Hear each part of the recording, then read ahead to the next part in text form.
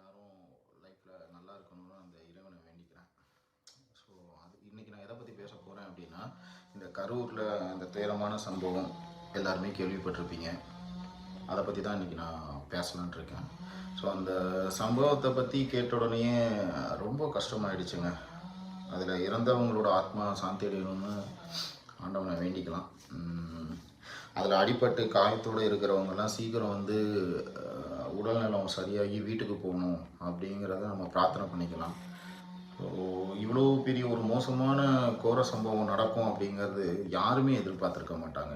இது யாரோட ஒரு தப்புன்னு சொல்ல முடியாது. சில பேர் விஜய் சாரை குறை சொல்கிறாங்க, சில பேர் வந்து கவர்மெண்ட்டை குறை சொல்கிறாங்க, சில பேர் வந்து போலீஸ் அவங்க வந்து சரியாக பார்க்கல, தட் மீன்ஸ் சரியாக பாதுகாப்பு கொடுக்கல அந்த மாதிரி சொல்கிறாங்க. ஸோ இதில் நம்ம யாரையும் எதுவுமே ப்ளேம் பண்ண முடியாது. ஏன்னா அந்தளவுக்கு அந்த கூட்டத்தோட எண்ணிக்கை அவ்வளோ அதிகமாக இருக்குது. அப்படிங்கிறப்போ யாருமே இதை வந்து ஒரு பிளான் பண்ணி எதுவும் பண்ணுவாங்கன்னு நினைக்கிறீங்களா? ஸோ எங்கே போனாலும் நம்மளோட சேஃப்டியை நம்ம கண்டிப்பாக பார்த்துக்கணும்.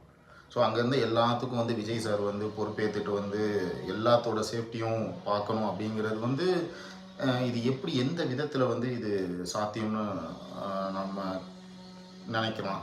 கரெக்டுங்களா? ஸோ அவர் ஆரம்பத்தில் இதுக்கு முன்னாடி போட்ட வீடியோஸில் நிறையா தடவை சொல்லியிருக்கிறாரு, கர்ப்பிணி, சின்ன குழந்தைங்க, உடம்பு சரியில்லாதவங்களாம் வர வேணாம் அப்படிங்கிறாங்க. ஸோ இது வந்து எல்லாரோட கண்ட்ரோலையும் மீறி நடந்த ஒரு சில விஷயம். இதுக்கு யாரை தான் சொல்ல முடியும்? இல்லை கவர்மெண்ட் தான் என்ன பண்ண முடியும்? இல்லை அங்கேருந்த போலீஸ் தான் என்ன பண்ண முடியும்? சடனாக ஒரு இடத்துல வந்து அந்த மாதிரி ஒரு தள்ளுமுள்ளு நடக்கிறப்போ என்ன இது அப்படிங்கிறக்குள்ள எல்லாமே நடந்து முடிஞ்சிருச்சு. ஸோ இப்போது அந்த நியூஸ் கேட்ட நம்ம எப்படி கஷ்டப்படுறோமோ அதை விட பல மடங்கு விஜய் சாரோட மைண்ட் வந்து ரொம்ப ரொம்ப கஷ்டத்துலேயும் வருத்தத்துலேயும் தான் இருக்கும். அதில் எந்த மாற்றமுமே கிடையாது. ஏன்னா அந்த அந்த நிகழ்ச்சி வந்து அவரை பார்க்கறதுக்காண்டி தான் அவ்வளோ மக்கள் வந்திருக்காங்க.